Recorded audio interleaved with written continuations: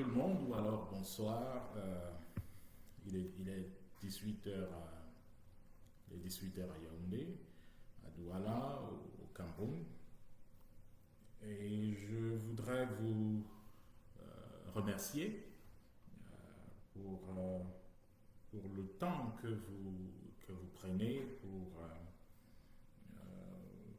participer à cette petite conversation. Nous n'allons pas attendre que tout le monde soit là. Nous allons commencer parce qu'il est 18 heures au Cameroun. Donc nous allons commencer. L'enregistrement se fait de telle sorte que les uns et les autres peuvent regarder l'enregistrement un peu plus tard. Donc c'est sans souci. Donc, encore une fois, bienvenue. Aujourd'hui, il est question de discuter de deux grands points. Le premier point que j'ai souhaité partager avec vous, c'est la situation des pétitions. Où est-ce qu'on en est et quelles sont les prochaines étapes. Et le deuxième point que j'ai souhaité partager avec vous, ou que je souhaite partager avec vous, est effectivement la question du candidat. Après plusieurs conversations, après plusieurs recherches, donc je suis arrivé à la conclusion qu'il y a un candidat qui peut mieux faire le travail aujourd'hui, dans ce moment historique, pour le peuple camerounais. Donc, dans quelques minutes, je vous dirai clairement qui est ce candidat et pourquoi est-ce que je pense qu'il est la personne, ou elle est la personne indiquée pour cette mission spéciale qui sera confiée à un Camerounais pour conduire le Cameroun lors du prochain mandat vers l'éclosion, vers le développement. Mais avant de toucher ces deux points, je voudrais revenir un point en arrière parce que on a noté que le régime de Yaoundé a poussé une argumentation au cours des derniers jours, argumentation suivant laquelle, bon voilà, je ne suis pas camerounais, j'ai choisi d'être américain, et pourquoi est-ce que je m'intéresse à la politique au Cameroun? Et j'ai entendu ça beaucoup, et des réactions me sont revenues, venant primairement du régime de Yaoundé, qui essaye donc de discréditer un certain nombre de choses. C'est pour ça que je voudrais prendre quelques minutes avant d'engager le sujet actuel pour reclarifier les choses là où nous nous trouvons. Alors, vous le savez déjà, je suis né au Cameroun, donc je suis Camerounais d'origine. Je suis né à Garoua, j'ai grandi entre Garoua, Yaoundé et Monatélé, aussi un peu la ville d'Obala. Et donc, j'ai fait un choix, donc j'ai choisi mon pays. Mais le fait que j'ai choisi un pays autre que celui du Cameroun ne veut pas dire qu'on va donner la permission à tout le monde de faire n'importe quoi au Cameroun.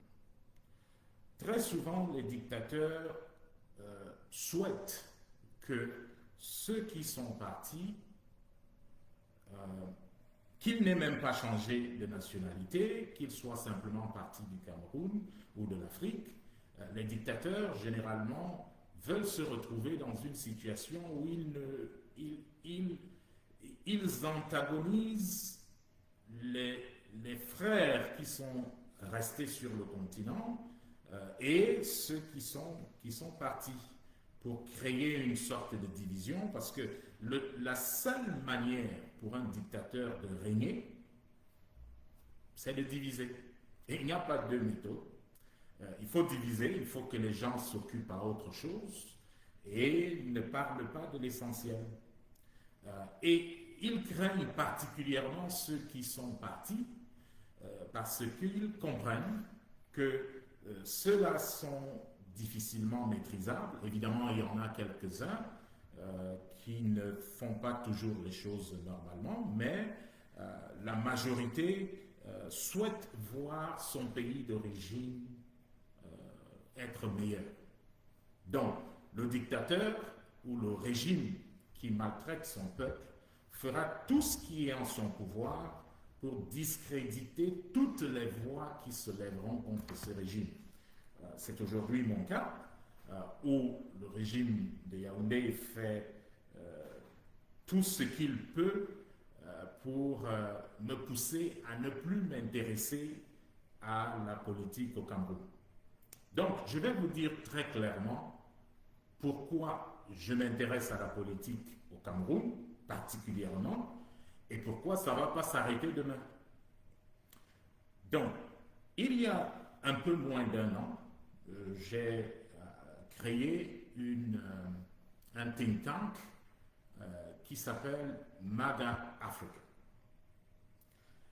Ce think tank a été créé parce que, en regardant l'organisation aux États-Unis notamment, j'ai remarqué que pratiquement toutes les régions du monde avaient de grands groupes de pression pour aider à changer les choses dans leur continent ou leur région d'origine. Vous êtes sans ignorer que au sortir de la Deuxième Guerre mondiale, ceux qui ont poussé et ont permis que le plan Marshall devienne une réalité, dans leur grand nombre, étaient des personnes qui sortaient de l'Europe, qui étaient devenus des Américains et qui, l'Europe ayant été détruite pendant la guerre, ont fait tout ce qui était en leur pouvoir pour que l'Europe soit reconstruite. Et c'est comme ça que les États-Unis ont mis en place un paquet important pour aider à la reconstruction de l'Europe. On a appelé ce grand plan-là le plan Marshall. En 1994, il y a eu un génocide en Afrique. Ce génocide a tué plus d'1 million de personnes en 3 mois. C'est-à-dire, des gens ont laissé que des Africains s'entretuent. 1 million de personnes sont mortes et le monde regardait ailleurs. On disait, bon, il n'y a rien d'intéressant en Afrique. Et comme ça, des millions de vies, plus d'1 million de personnes sont mortes. Sciées, égorgées, coupées, assassinées devant les yeux du monde entier. Parce qu'il n'y a eu personne pour dire au monde, vous ne pouvez pas laisser que ça se passe. Et c'est un événement qui m'a personnellement marqué, j'étais encore tout petit à l'époque, mais c'était quelque chose qui m'a marqué. Mais comment c'est possible qu'il y a quelque chose dans un pays comme le Kosovo, par exemple, qui n'a pas la population de l'Afrique? Et c'est le monde entier qui en parle, c'est le monde entier qui est intéressé. Mais quand on parle de l'Afrique, et des centaines de milliers de personnes sont en train de mourir, et personne ne fait rien. J'ai réalisé que l'une de ces raisons était que si vous n'avez pas une place à la table, vous gagnerez pas. Et donc, je me suis dit qu'il est temps pour que l'Afrique ait une voix sur la table. je ne fais pas ce que je fais pour défendre les intérêts de l'Afrique. Il faut bien qu'on se comprenne. J'ai choisi les États-Unis. Euh, je suis américain et mon allégeance est de défendre d'abord les intérêts des États-Unis. Cependant, il y a tellement de points où on peut défendre les intérêts du pays, de votre pays, sans détruire un autre pays. Et c'est pour ça que je pense qu'il est possible pour les États-Unis et l'Afrique d'avoir un meilleur partenariat, d'être deux peuples qui ont une relation intelligente et qui entretiennent une relation où le peuple américain gagne et le peuple africain gagne. C'est la raison pour laquelle j'ai créé ce groupe de pression pour mettre pression sur le Congrès américain, sur la Maison-Blanche, sur les différents niveaux de gouvernement qui existent, pour dire il faut changer la relation qui existe entre les États-Unis et l'Afrique. On ne veut plus d'une relation où il y a quelqu'un qui est aidé et quelqu'un qui n'est pas aidé, ou alors quelqu'un qui aide et quelqu'un qui est aidé. Il faut changer cela. Il faut que la nouvelle relation États-Unis-Afrique soit une relation où deux peuples comme partenaires se mettent sur la table, s'asseyent sur une table, à une table, et définissent un cadre qui bénéficie et le peuple américain et le peuple africain. Parce que moi je crois que dans leur extrême majorité, les relations les relations que nous prenons entre les États-Unis et l'Afrique peuvent bénéficier les deux continents. Voilà d'où nous partons. Et c'est pour ça que nous avons travaillé avec beaucoup de sérénité pour que les États-Unis participent aux affaires au Congo, en République du Congo, en RDC, qui est l'un des pays les plus riches, mais on ne comprend pas pourquoi est-ce qu'on peut être l'un des plus riches et paradoxalement être l'un des plus pauvres. Donc, l'affaire au niveau de la RDC est en train de se passer très bien. Les différentes parties se comprennent, un accord a été signé et il est temps que les États-Unis s'intéressent beaucoup plus sérieusement au commerce, aux relations d'affaires entre les États-Unis et l'Afrique. Parce que nous ne laisserons pas dormir le Congrès américain et nous ne laisserons pas dormir la Maison-Blanche tant que tout ce qui peut être fait pour améliorer les relations entre ces deux continents dans le cadre du commerce, tant que ces choses-là ne sont pas faites. Donc notre détermination, elle est constante. Et ceux qui pensent que pour la suite, les États-Unis vont regarder ailleurs, il faut bien vous dire que nous ne laisserons pas cela se faire.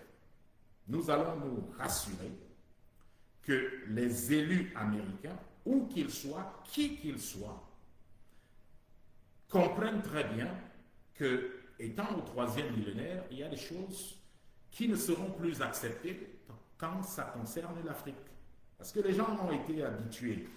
Il y a des gens qui tuent leur peuple, il y a des gens qui maltraitent leur peuple, il y a des gens qui traitent leur peuple comme du bétail, et les gens regardent ailleurs. Parce que les gens se disent, qu'est-ce qu'on gagne en Afrique pour y aller? Alors, le but de MAGA Africa est, numéro 1, de créer des opportunités en Afrique entre les États-Unis, les entreprises américaines et le peuple africain. Donc ça, c'est l'une des plus grandes missions que nous avons. Et nous sommes contents de dire qu'après moins d'1 an, les choses vont de manière excellente. Mais vous savez, pour investir dans un pays, pour développer un pays, pour faire des affaires dans un pays, vous ne pouvez pas prendre des dizaines de milliers de milliards de francs CFA, aller mettre dans un pays où les dirigeants de ce pays-là font du n'importe quoi, antagonisent leur peuple, maltraitent leur peuple, créent un système de corruption, parce que tout cela n'est qu'une bombe à retardement. Quand un président décide de s'accaparer le pouvoir sans partage, sans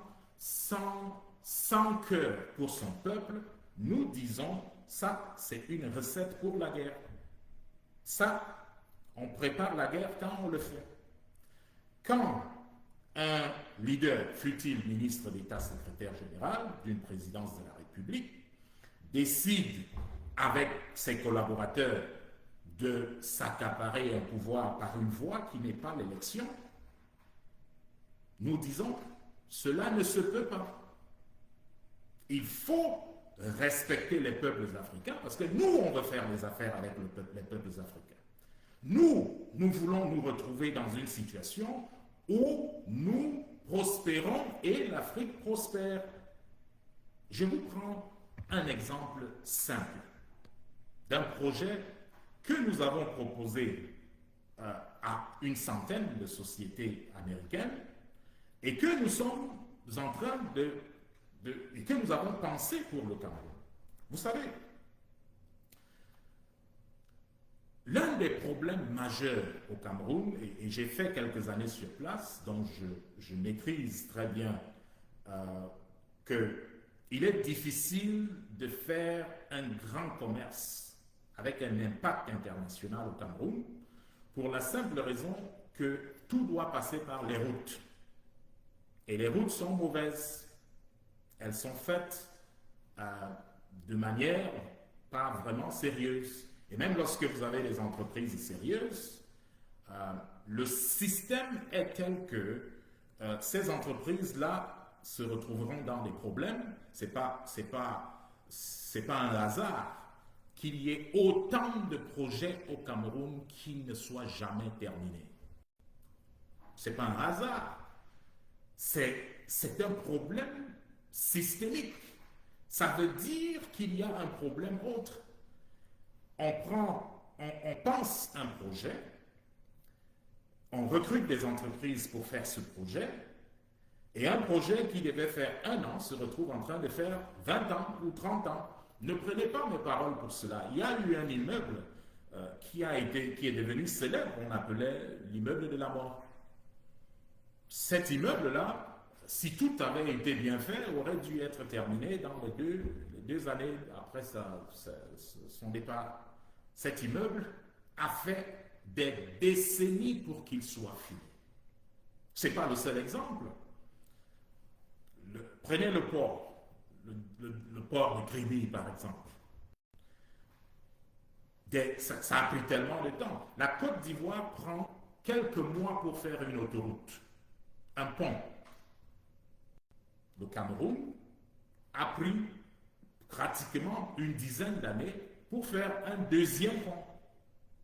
Alors, à ce rythme-là, pour arriver à 3 ou 4 ponts, peut-être qu'il faudra 43 ans encore.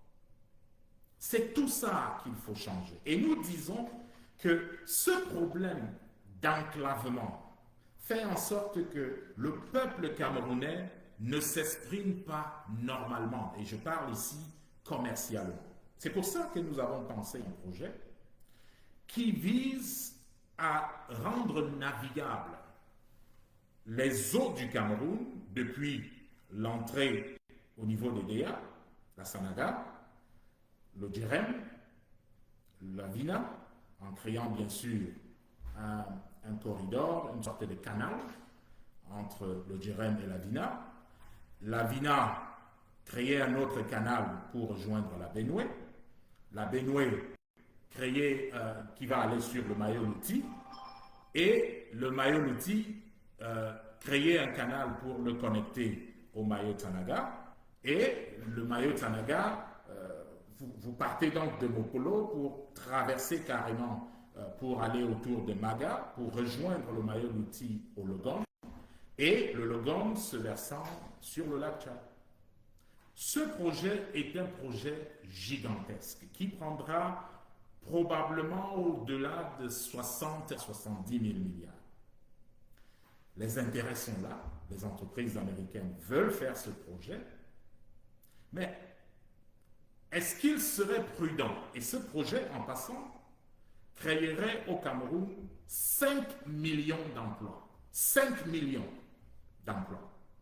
Et en plus de cela, les entreprises américaines auraient 65% de ce projet, les entreprises camerounaises auraient 35% de ce projet. Évidemment, le financement vient des États-Unis. Ce financement sera garanti par les ressources naturelles camerounaises. Alors, si vous faites bien vos calculs, ça fait un peu plus de 24 500 milliards qui seront déversés entre les mains de sociétés camerounaises. Environ 5 000 sociétés camerounaises participeront à ce projet pour créer 5 millions d'emplois sur 5 ans. Et le projet créera 13 ports entre Edea et le lac Tchad, c'est-à-dire il faudra créer des ports. Bon, il y a déjà le port qui sera créé à Edea, un autre à Monatélé, un autre en Banjok, un Koten, un autre à Belabo, ainsi de suite, jusqu'à ce qu'on arrive aux 13 ports. L'avantage d'un tel projet ferait que partout où vous êtes au niveau de ce corridor, vous pouvez acheminer vos marchandises en Europe, si vous le souhaitez, puisque vous aurez les bateaux qui viendraient chez vous. Puisque vous aurez des bateaux qui viendraient à Belabo, qui viendraient à Ngaoundéré, à Garoua, à Guider, à Mopolo, à Maga, ainsi de suite.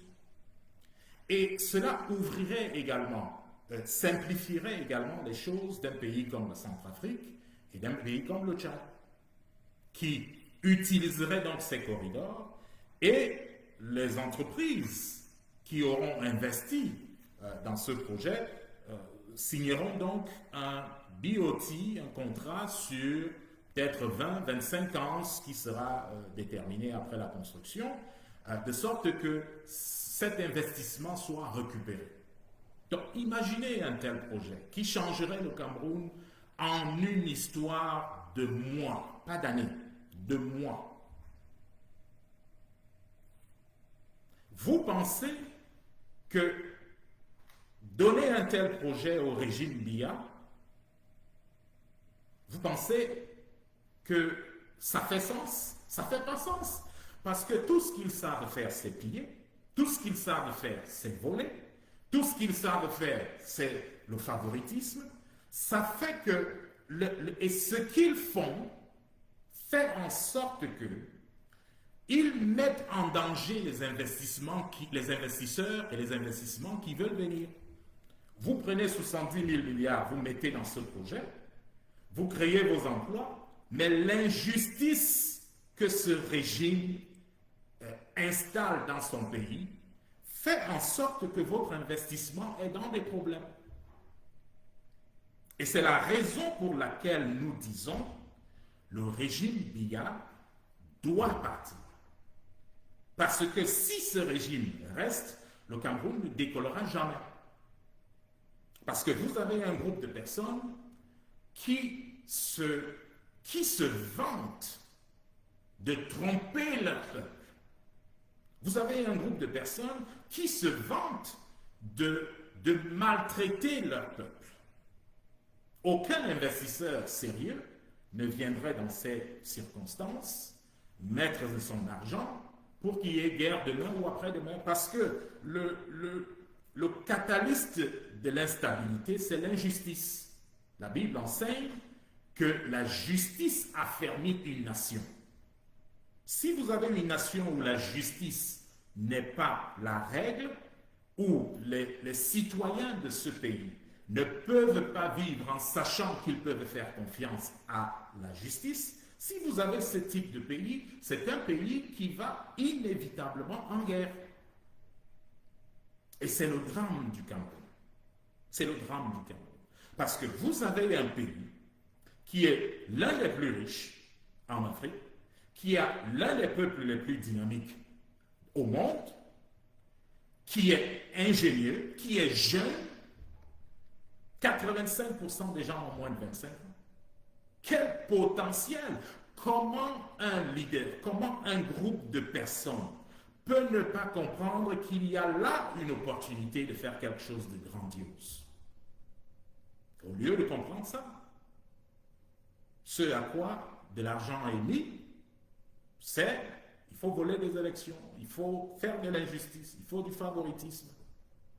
Et si le peuple du Cameroun laisse cela continuer, alors vos enfants, pour avoir une éducation, entrer dans un concours, être admis à une école, ils continueront de payer. Vous continuerez de payer. On continuera d'exiger de vos enfants des choses contre nature. Je ne vous dis pas des histoires que j'ai entendues, des personnes qui exigent quelque chose en retour pour faire un service public.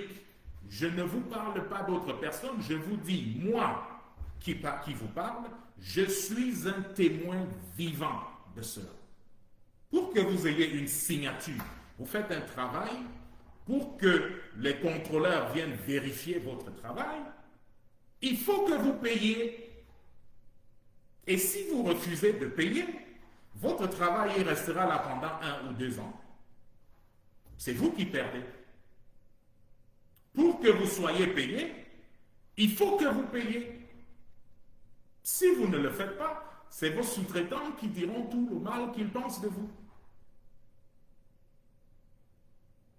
C'est pas ce type de pays que le Cameroun et les Camerounais méritent. Et c'est la raison pour laquelle nous disons, ça s'arrête ici. Ça ne peut plus continuer. Ça ne peut plus. Ce serait un suicide de laisser au clan Biya et au gang de 47 la possibilité de perdurer leur système. Ils en font une histoire d'homme. Non, ce n'est pas une histoire d'homme. C'est une histoire de principe. C'est une histoire de principe, c'est une histoire d'honneur. Et moi je dis, je ne regarderai plus ailleurs. Et avec moi, une centaine de compagnies américaines s'assureront que quel que soit le membre du Congrès qui veut laisser passer cette histoire au Cameroun, qu'il n'ait pas de sommeil. Parce que nous lui donnerons une bataille dans son électorat. Que le président de la République aux États-Unis ne regardera pas ailleurs. Vous savez pourquoi? Parce que, je vous ai dit tout à l'heure, les 35% de ce projet que j'ai mentionné créera environ 5 millions d'emplois au Cameroun.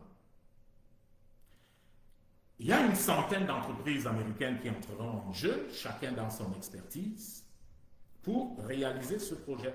Évidemment, en connexion avec des sociétés, environ 5000 sociétés camerounaises. Mais il n'y aura pas que 5 millions de personnes d'employés à ce projet.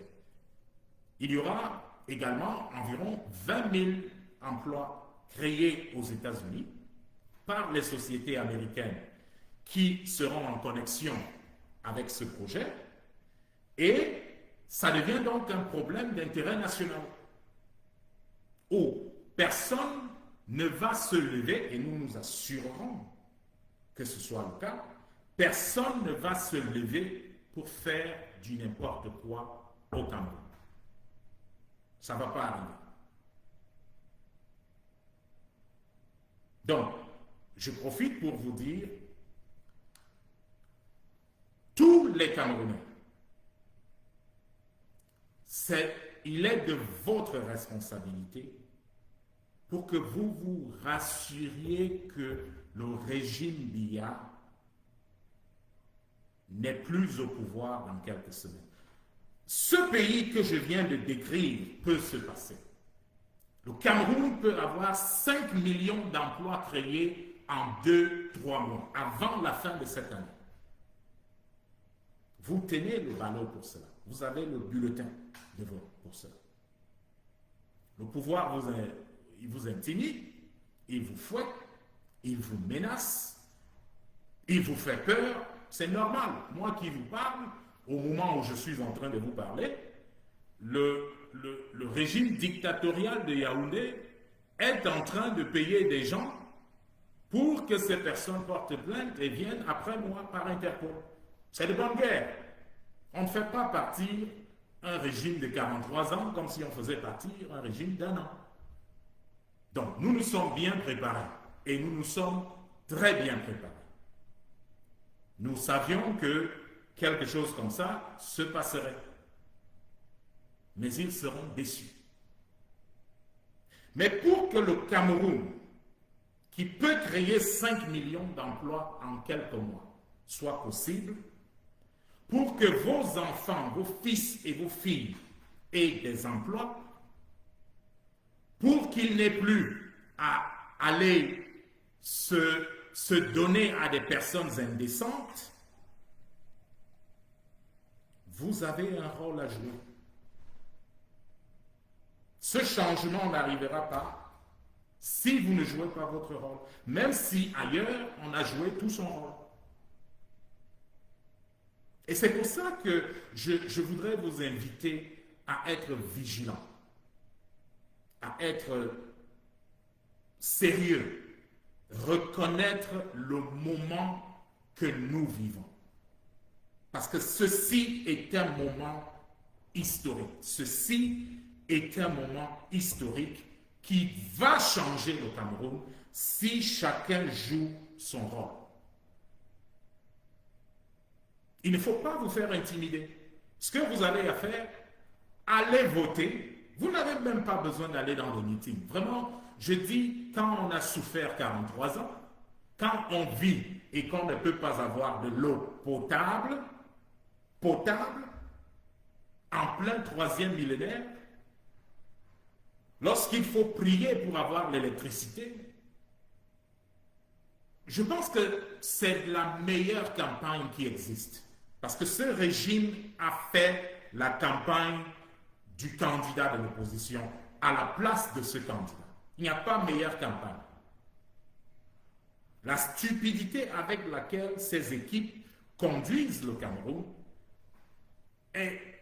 ça étonne qu'on en soit. Ça étonne. Et donc, moi, je ne pense pas que vous avez besoin de campagne. Je ne pense pas que vous avez besoin d'être convaincu. Vous savez au fond de vous que ce régime a fait son temps. Il est temps de le faire partir. Nous allons aider comme nous pouvons aider. Nous allons mettre toute la pression du monde que vous pouvez imaginer. Mais il faut que cette pression s'appuie sur quelque chose. Et que lorsque les vérifications seront faites, parce que moi je ne me fais pas d'illusions, je sais que ce régime, un bandit ne sait que voler. Quand vous êtes un voleur, c'est pour ça qu'on vous appelle voleur, parce que vous êtes expert dans ça, ce n'est que ça que vous faites. Le régime Biya a déjà volé des élections au Cameroun. Je ne vous apprends rien quand je vous le dis, c'est son habitude. Donc si vous pensez que la fois-ci sera différente, ça veut dire que c'est de la naïveté. Ce ne sera pas différent. Ce qui sera différent, c'est que, numéro 1, vous pouvez apporter la preuve. Numéro 2, on a assez de pression pour les faire casser. C'est les deux choses qui vous gagnent cette élection. Donc, la preuve, c'est quoi? Comme j'ai dit, nous ne vous dirons pas, je ne partagerai pas tout maintenant, parce qu'autrement, on sera en train de leur donner notre playbook. Donc, je dis, en ce qui concerne la preuve, il faut que les urnes, quand on sécurise ce qui sort de ces urnes, il faut que ça sorte que le candidat de l'opposition a gagné. C'est pour ça que votre rôle est d'aller aux urnes et d'y mettre le bulletin du candidat de l'opposition. Quand vous l'avez fait, rentrez chez vous. Vous aurez fait votre travail. Si il y a besoin de vous, on vous le redira, parce que c'est possible qu'on ait besoin de vous, encore. Et je pense même que c'est plus que possible. Mais il faut aller en guerre avec tout ce qu'on a. Vous sachant que vous allez voter, vous sachant qu'on peut vous appeler pour défendre votre vote. Et lorsque ça se passera, il faudra le faire. Ce n'est pas le pays de quelqu'un d'autre, c'est le vôtre.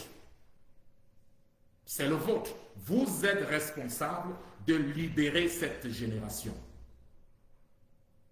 Tout ce qui peut être fait par d'autres personnes, c'est de nous assurer que le résultat des urnes est respecté. Et nous allons nous rassurer que le résultat des urnes est respecté. Parce que nous apporterons la preuve qu'il y a eu fraude. Mais encore une fois, rien de tout cela ne sera possible si vous n'allez pas voter, si vous vous faites berner par des gens qui vous mentent depuis 43 ans, par des gens qui vous dirigent avec des slogans, si vous vous faites berner cette fois encore, moi je pense que même Dieu au ciel ne va pas vous pardonner. Ça, je vous le dis, et je suis chrétien, et je pèse mes mots quand je le dis. Parce que la réalité est que la misère, la pauvreté et la misère sont ennemis de Dieu. Je parle à ceux d'entre vous qui sont chrétiens, à qui on a dit, il faut rester tranquille, il faut laisser que ceci se passe ou cela se passe. Si vous laissez que ça se passe, c'est vos filles et vos fils qui payeront le prix. Parce que la pauvreté et la misère sont ennemis de Dieu. Ce n'est pas la volonté de Dieu que 47 personnes et le clan Biya vous maltraitent. Ce n'est pas la volonté de Dieu. Alors, si vous vous dites que c'est la volonté de Dieu, réfléchissez encore. En tant que chrétien, moi je peux vous dire que vous avez tout ce dont vous avez besoin en vous. Vous savez, quand vous luttez une bataille, vous la luttez avec tout ce que vous avez. Vous pouvez décider de mettre vos genoux à terre, mais ne vous arrêtez pas là. Moi, je pense que les chrétiens du Cameroun peuvent se mettre peuvent prendre le cas Biya. Parce que c'est un cas. Vous mettez vos genoux à terre pour libérer votre pays. Mais ne vous arrêtez pas que à la prière. Le temps est à l'action. Lorsque le peuple d'Israël est allé conquérir, il ne s'est pas contenté que de prier.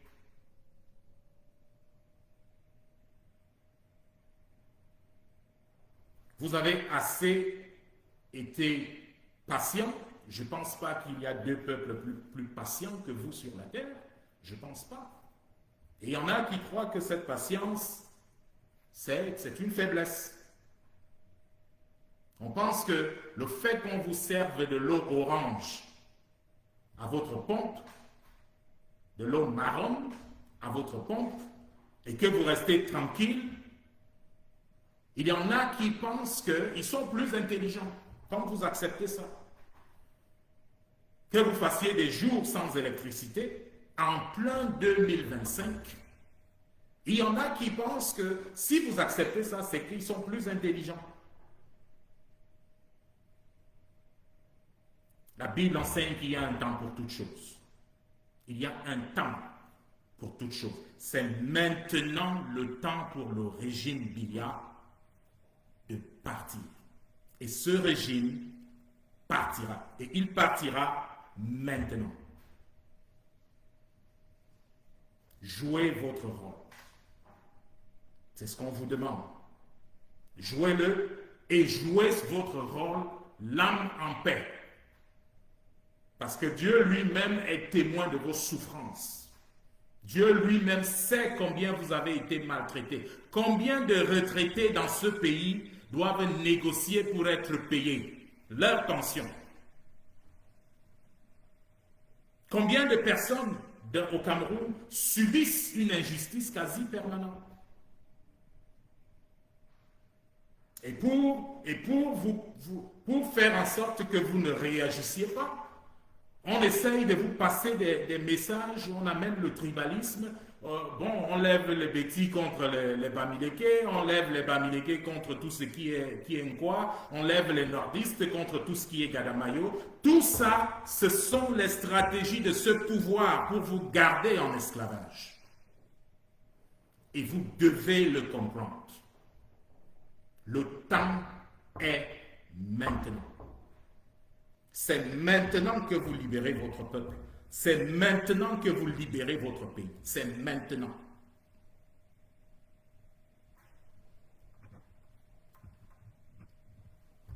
Et j'ai bon espoir que ce sera fait. J'ai confiance que ce sera fait. Pas parce que le pouvoir de Yaoundé va vous laisser faire, parce qu'il ne vous laissera pas faire. Comme j'ai dit tout à l'heure, un voleur, son travail, c'est de voler. Donc, le pouvoir de Yaoundé volera cette élection. Sauf que cette fois sera différente. Et j'ai bon espoir qu'une combinaison de choses permettra à ce que le peuple camerounais préserve sa victoire. Et l'une de ces choses, c'est la confiscation de leurs biens. On ne peut pas aller à cette élection sans confisquer les biens du gang de 47 et du clan Biya. Ce n'est pas possible. Parce que si on y va sans cela, alors il y a souci. Et il y en a qui se réjouissent à Yaoundé, au niveau de la présidence, au niveau du QG, du quartier général du RDPC, il y en a qui se réjouissent du fait que la pétition n'ait eu qu'environ 15 ou 16 000 signatures. Bon, mais il devrait se dire que ça aussi on y avait pensé. Que le chemin le plus facile était d'avoir le maximum de signatures qu'on pouvait avoir, mais qu'il doit forcément avoir un plan B, dont je ne vais pas discuter ici, parce qu'il est déjà en action. Cela ne vous empêche pas de continuer de signer la pétition. Il faut continuer de signer la pétition. Prenez le maximum que vous pouvez, faites-le, mais restez assuré qu'il y a un plan B et que ce plan B est en motion et que ces biens seront confisqués, ces sanctions arriveront. Il y a une ou deux petites choses que nous devons boucler rapidement et j'attends que ces choses-là soient bouclées rapidement. Malheureusement, ça ne dépend pas de moi. Ici, ça dépend de la personne qui va conduire votre opposition. Et cela m'amène au deuxième point de la soirée. Qui est-ce que nous pensons, après examen, peut, de manière satisfaisante, conduire la coalition du Cameroun en ce moment? Je dois commencer par dire que j'ai personnellement parlé avec quasiment la majorité, presque 9 ou 10 des 12 candidats, j'ai eu l'opportunité de leur parler. Non, des 11 candidats. Je pense qu'à l'opposition, il y a 11. Donc, j'ai eu l'opportunité de leur parler, de discuter. Et j'ai découvert des personnes qui aiment le Cameroun, mais qui ont certains petits problèmes pratiques. Donc, on va en parler. Et après avoir parlé à ce beau monde, je pense que en regardant la réaction du RDPC, du clan Biya et du gang de 47, ils avaient tout prévu. Les candidats qui sont là, dans leur majorité, sont des candidats voulus par le système RDPC, le système Biya.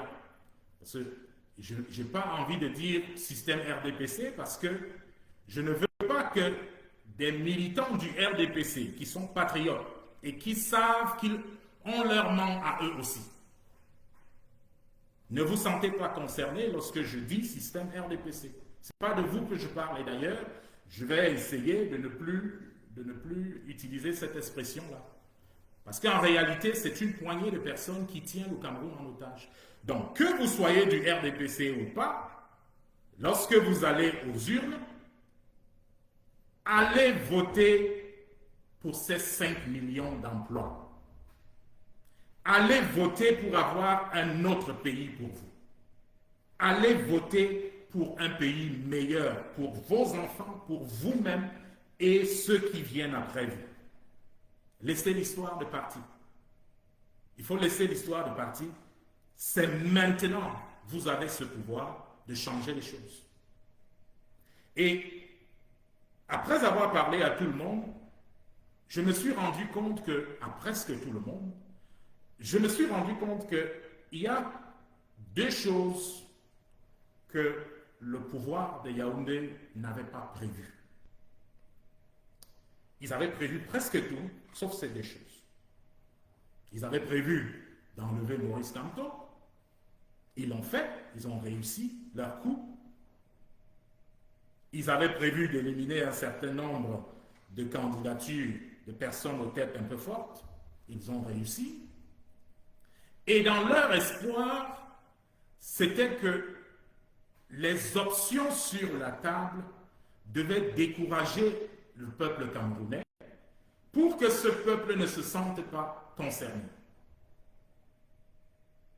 Ça, c'est le plan. Et en cela, ils n'avaient pas prévu que...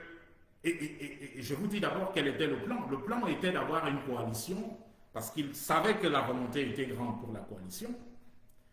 Et dans leur espoir, c'est que la coalition serait conduite par le président de l'UNDP. Le président de l'UNDP qui, au moment où nous sommes en train de parler, négocie une évacuation pour aller se faire soigner en Turquie.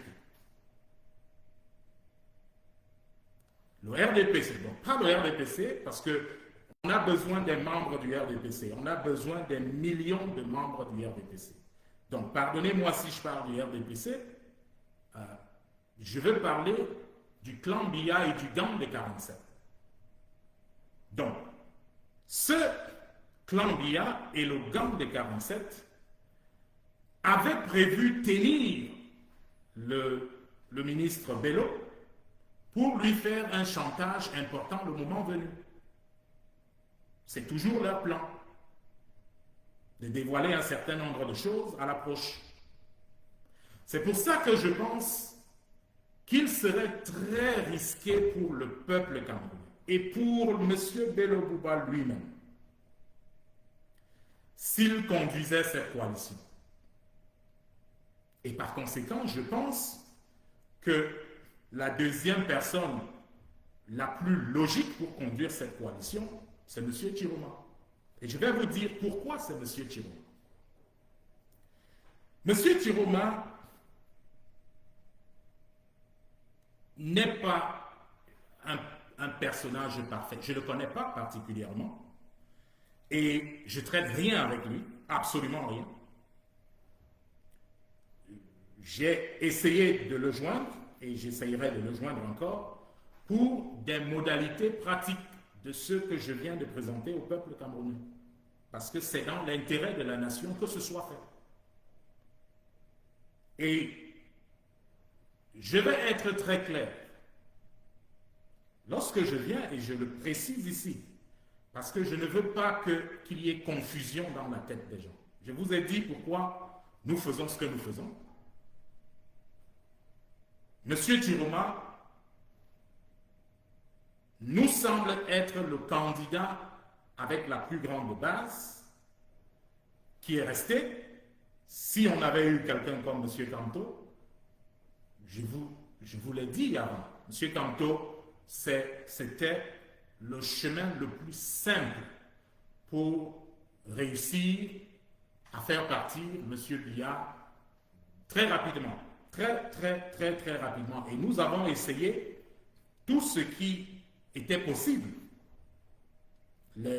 Certains des candidats vous diront, certains des candidats à cette présidentielle, que tout a été essayé pour voir comment ramener M. Kamto dans la bataille. Mais cela n'a pas réussi. Monsieur Chiroma, pour qu'il soit capable de conduire cette coalition et faire un travail, le peuple doit le garder honnête. Vous savez, la réalité est que M. Chiroma a changé d'épaule plusieurs fois. Et le souci quand vous avez changé d'épaule plusieurs fois, c'est que vous ne rassurez pas le peuple. Donc c'est l'une des faiblesses de M. Chiroma et nous le comprenons très bien. Mais au vu des forces en présence en ce moment, il n'est peut-être pas le plus intelligent, il n'est peut-être pas le plus éloquent, encore que c'est un orateur exceptionnel qui sait vous dire ce qu'il pense. Il n'est peut-être pas la personne la plus sainte de ce groupe, mais nous sommes convaincus que c'est l'occasion qui fait le larron. C'est l'opportunité qui fait le héros. Et M. Chiroma a l'occasion aujourd'hui d'aider le peuple camerounais à faire partir M. Biya. Le fait qu'on dise M. Chiroma est la personne qui doit être supportée ne dédouane pas le peuple camerounais de le garder honnête. Il faut le soutenir parce que si les voix sont dispersées, il n'y a qu'un gagnant et c'est Paul Biya. Et ça, je le dis, que vous soyez de l'UNDP, que vous soyez de, je ne sais pas, du SDF, de l'UDC, de n'importe quel autre parti, il faut être conscient du moment dans lequel nous sommes. Ceci est un moment qui dépasse les considérations personnelles. Vraiment, le peuple camerounais s'en fout que vous soyez le plus brillant. Le peuple camerounais s'en fout que vous soyez le plus ici ou le plus là. Ce dont le peuple a besoin aujourd'hui, c'est de faire partir Paul Biya et son gang de 47. Et la personne la mieux positionnée aujourd'hui pour le faire, c'est M. Issa Chiroma. C'est pour ça que nous recommandons de travailler avec lui. Je répète qu'il y a un certain nombre de choses qui doivent être faites. Il y a un certain nombre de choses qui doivent être conclues. Et nous allons engager une conversation avec M. Chiroma. Dans ce sens-là. Parce qu'il faut faire tout ce qui est en notre pouvoir pour que ce régime parte.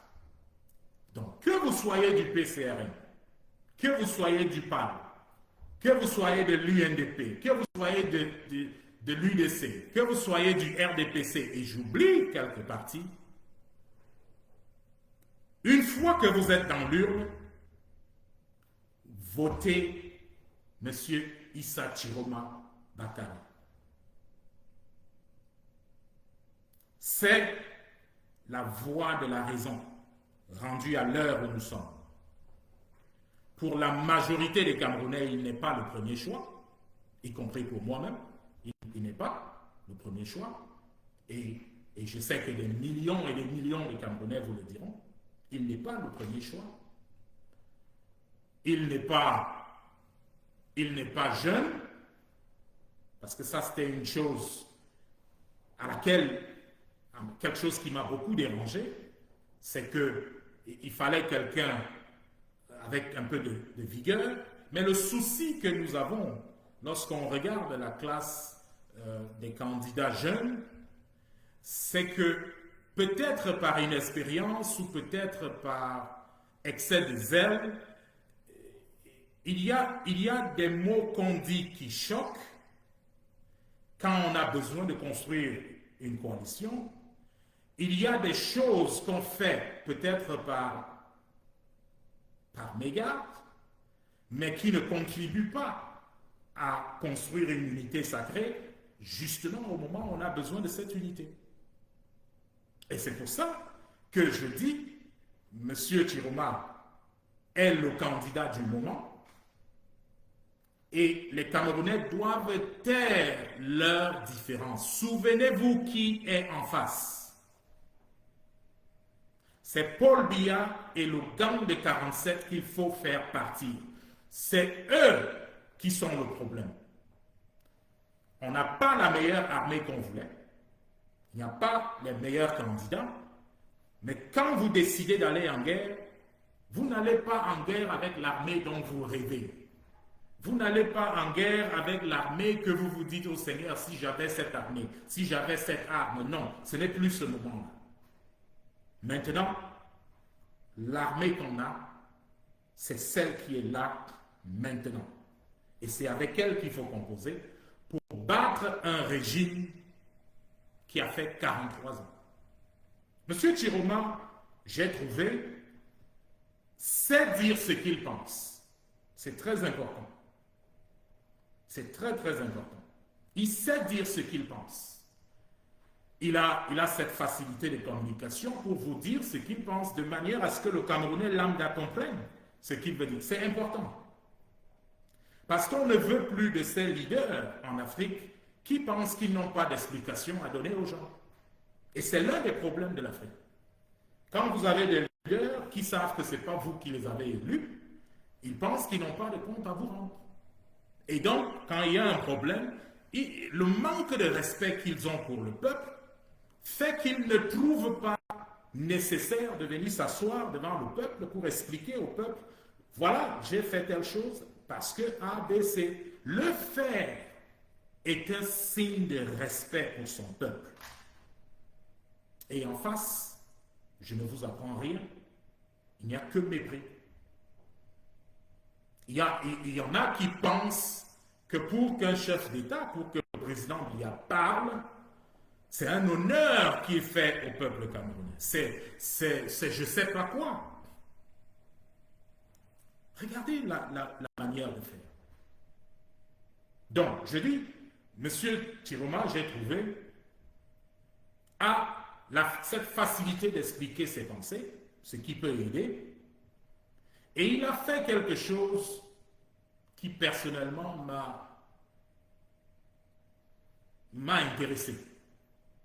Et cette chose, c'était que il avait, je pense, son secrétaire général ou quelqu'un qui a manqué de respect à une partie de la population camerounaise, s'est vanté d'être tribaliste. Et moi, je regardais pour voir qu'est-ce que ce monsieur ferait. Et la bonne décision a été prise. Il a donc ce jugement qui n'est pas parfait. Il faut le reconnaître. Et je ne vais jamais le répéter assez. Parce que ici, nous avons un candidat que la majorité du peuple, qui n'est pas le favori de la majorité du peuple. Il faut que le peuple enlève ça de sa tête pour se dire, c'est le candidat que nous avons maintenant. Parce que si le peuple n'intègre pas la réalité Chiroma, ces élections, Paul Biya les gagne. Et c'est parti pour un autre 20 ans. Parce que quand la constitution est changée et que M. Ngombo devient président, il voudra rester pour 20 ans, ou peut-être 43 ans. Cela ne se peut pas. Donc quand vous entrez dans l'urne, ce n'est pas Chiroma que vous voyez. Pensez à vos souffrances de 43 ans. Pensez à tout ce qui va mal au Cameroun. Pensez à la souffrance, la misère qu'on vous fait subir. Et allez là-bas et mettez au pouvoir M. Issa Chiroma Bakary. Et gardez-le honnête. Gardez-le honnête. Exigez des explications quand quelque chose se fait qui n'est pas normal. Un dirigeant doit rendre compte à son peuple. Il faut donc le faire. Je trouve que M. Chiroma a le courage et l'énergie qu'il faut en ce moment. Mais je recommande que M. Chiroma signe une promesse publique au peuple camerounais. Qu'il reconnaisse qu'il y a des millions de Camerounais pour qui il n'était pas le premier choix et qu'il trouve le temps d'adresser ces Camerounais et signer une promesse publique disant qu'il ne les trahira pas, quelle que soit la proposition en face. C'est nécessaire. Et qu'il dise quelle est son équipe. Parce que ce que le peuple camerounais ne devrait plus jamais faire, c'est donner un chèque en blanc à un homme ou à une femme pour dire, bon voilà, on va te voter, et puis on va attendre que vous décidiez de A ou B. Si le peuple le fait, le pouvoir absolu corrompt absolument. Il faut garder votre président honnête. Il faut lui demander des comptes. Il faut rester engagé. Ce n'est que comme ça que votre dirigeant, que vous aurez choisi, sera un président suivant votre volonté. Donc, voilà en réalité le choix que nous pensons être le bon. Il y en a qui disent, j'ai entendu dire, que bon, ils ne veulent pas d'ingérence. Ce n'est pas un problème d'ingérence. Ce n'est pas un problème d'ingérence. C'est un problème de se rassurer que vos droits sont respectés. C'est un problème de se rassurer qu'il fasse bon vivre au Cameroun et que chacun trouve son compte. Un pays ne peut pas être un pays où seulement une partie des gens trouvent leur compte. C'est pourquoi chacun d'entre vous doit être engagé dans ce processus de se rassurer que tout le monde trouve son compte. Donc, ce monsieur choisi par vous doit vous rendre compte, exiger des comptes, mais allez, le moment venu, faites de lui votre président. De notre côté, nous ferons ce qui doit se faire. Encore une fois, ce n'est pas de l'ingérence. Moi, je suis né au Cameroun, comme des millions d'autres personnes de la diaspora qui sont nées au Cameroun. Toutes ces personnes ont droit à participer à la construction du Cameroun. Le Cameroun n'appartient à personne. Ce n'est pas la chose de certaines personnes. Et je dis d'ailleurs que les candidats de l'opposition qui voudront je les appelle d'ailleurs à se mettre derrière le candidat Chiroma à partir de maintenant.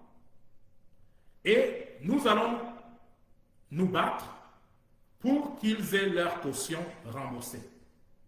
En plus de la caution c'est 30 000. Peut-être qu'ils ont dépensé 10 millions ou je ne sais pas pour les différentes campagnes. Ça fait 40 millions. Nous allons nous débrouiller à trouver des voies et moyens pour que leur caution et leur investissement leur soient remboursés. Donc, qu'ils ne se disent pas, ils ont déjà perdu. Le plus tôt vous vous mettez derrière M. Chiroma, le mieux vous aidez votre peuple en ce moment. Et le Camerounais normal, protégez votre président. Parce que personne d'autre ne comprend mieux ce qui vient de se faire que le régime de Yaoundé. Et donc, ils feront tout ce qui est nécessaire pour porter atteinte même à la sécurité physique de M. Chiroma. Je vous ai dit tout à l'heure, un régime de bandits ne fait que du banditisme. Un régime de voleurs ne fait que du vol. Un régime de brigands ne fait que, je ne sais pas qu'est-ce qu'on dit à brigands, mais bon, c'est des gens qui font des choses pas bien. Et donc, la sécurité, l'intégrité physique de M. Chiroma devrait être votre problème à partir d'aujourd'hui. Prendre cela au sérieux, parce que Dieu a voulu qu'il soit la personne la mieux placée à ce moment. Il faut lui donner ce coup de main pour que ce régime parte. Et ce régime va partir. Voilà ce que... Et ceux qui... Parce que je ne voudrais pas que la mauvaise impression soit créée. Nous ne voulons pas tout faire seul. Je suis certain qu'il y a dans la diaspora et même au Cameroun des sociétés patriotes, des individus qui veulent participer au remboursement de ces cautions. Donc, je vais ici donner mon numéro. Sentez-vous libre. Si vous voulez participer à repayer les cautions, nous vous dirons à qui vous allez faire ces paiements une fois que nous aurons parlé aux candidats qui se seront déclarés pour le candidat Chiroma. Donc, je donne mon numéro ici, pas pour que quelqu'un me pose des problèmes privés, mais les problèmes dont on parle ici sont des problèmes d'ordre national. Et donc, c'est une importance nationale. Et ceux qui veulent participer, d'une manière ou d'une autre, faites-moi savoir. Encore une fois, pas de problème privé, rien que des problèmes d'ordre national au Cameroun. Parce que ça, c'est l'urgence du moment. C'est ce qui peut changer ce pays dans les 2 ou 3 mois qui viennent. Dans les 2 mois qui viennent. Et donc, que chacun joue son rôle. Mon numéro, je le donnerai, il est plus 1 346 310 96 73. Donc, 346 310 9 6 7 3. Encore une fois, s'il vous plaît, pas de problème privé, c'est pas le temps. C'est pas le temps des problèmes privés. Il y a des millions de personnes qui veulent une vie meilleure, qui ont droit à une vie meilleure. Il est question de trouver le moyen pour avancer. Voilà ce que j'avais à dire aujourd'hui. Je prie que Dieu nous aide. Je pense qu'il nous aidera. Et je vous souhaite beaucoup de courage parce que les semaines qui viennent ne seront pas des semaines faciles, ce seront des semaines difficiles. Mais ce qui doit se faire, se fera.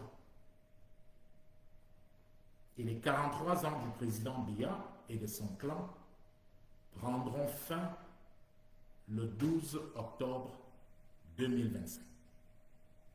Merci et que Dieu vous bénisse.